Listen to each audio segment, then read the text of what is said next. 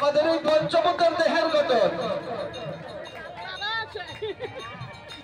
যতদিন দেহের মধ্যে প্রাণ বাকি আছে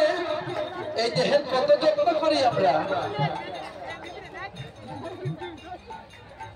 তাই কি বলছেন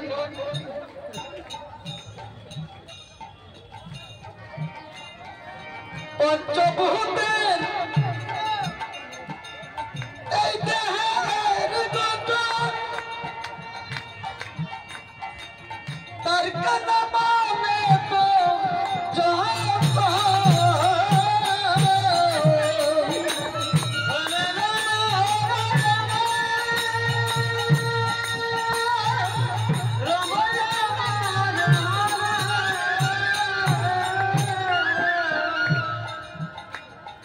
একদিন তো হবে পতন সেই কথাটি জানো না